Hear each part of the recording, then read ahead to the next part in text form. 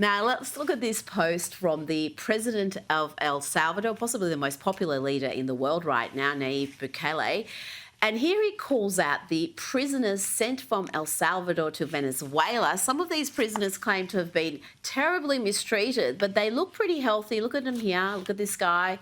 Looks in good shape. Getting on the plane, a picture of health, but getting off the plane, he needed help. Better get the wheelchair out as well.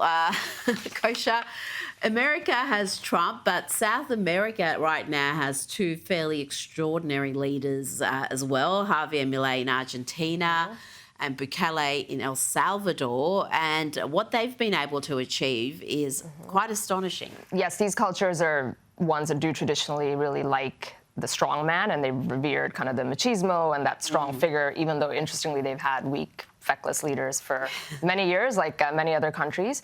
But both of them are really a case in point, in the case of Milei, of how to turn around an economy and reduce the addiction to unlimited spending of government, which is something plaguing many countries.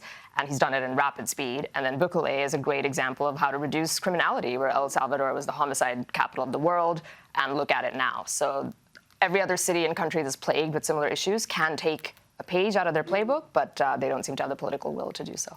No, and if they were of the left and they had this extraordinary success in such quick time, they'd be held up as examples around the world. The media would be celebrating them. You look at Milei, what he's been able to do with the inflation rate in Argentina, the economy there, and as you say, Bukele it's become, I think, the safest country in South America now. In fact, safest, one of the safest in North or South America. Right, in like less than 10 years.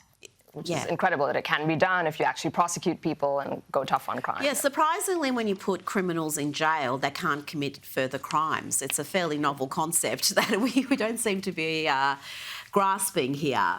Now, let's go to LA. We all recall the devastating wildfires in California earlier this year. There was a concert, a big fundraiser that managed to raise $100 million, an enormous amount for the victims that lost everything, but where is the money? It turns out the victims have got none of that.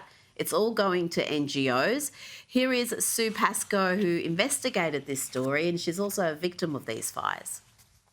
This fire aid money is not helping the people. It's helping nonprofits, many of them who have executives that are getting a six-figure salary. The money is not going to the victims that you wanted the money to go to. Kosha, if we learned anything from USAID is that so many of these NGOs have got enormous fraud happening. They're full of hard left activists, and that's not what people donated money for. I'm guessing most people who put money into this fundraiser were hoping it would go to those who lost their homes and have nothing. It really is outrageous. NGOs and even other institutes, like the Clinton Institute has been cited as this, or other things as well, like the BLM movement and Patrisse Cullors. What they do is, on paper, it's legal, often, because they'll take the money, but then they just run these bloated, fat administrative functions, executives taking huge salaries, as she mentioned, and like so much stuff for expense reimbursement and all that administrative stuff. And then the actual percentage of the donations that they raise that go to the actual cause is sometimes less than 10%. And that is shameful. And even either it's outright illegal in some cases, or it may not be, but it's a shameful practice. And I wonder if those stars and people who did the concert to raise that money are going to speak out, because they actually do have a platform, and it would be nice if we see some pushback.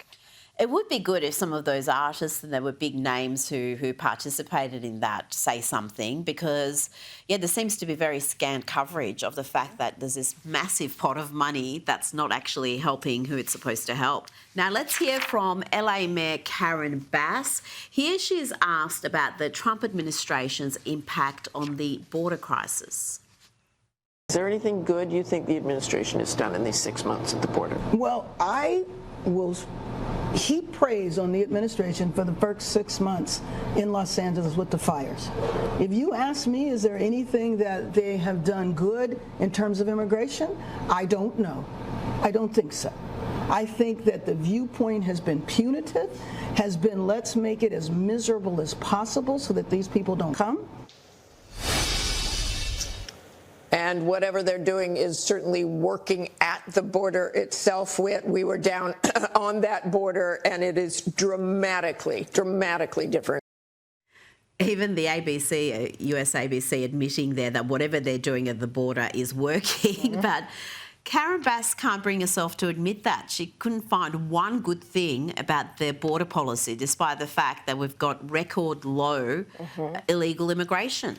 It's undeniable. I think she said the quiet part out loud, which is she doesn't want the border crossings to go down to zero. Like for their worldview, having big rampant border crossings is a good thing because it was part of the strategy, importing voters, creating chaos, whatever the more sinister rationales are. And if that's your goal, then everything that's happening is not good. I think that's what she's thinking. That's the only thing I can think of. Yeah, it's astonishing because you can't deny that there's been a lot of human suffering that has been saved. A lot of people who are killed crossing that border, who are trafficked, who are children who go missing.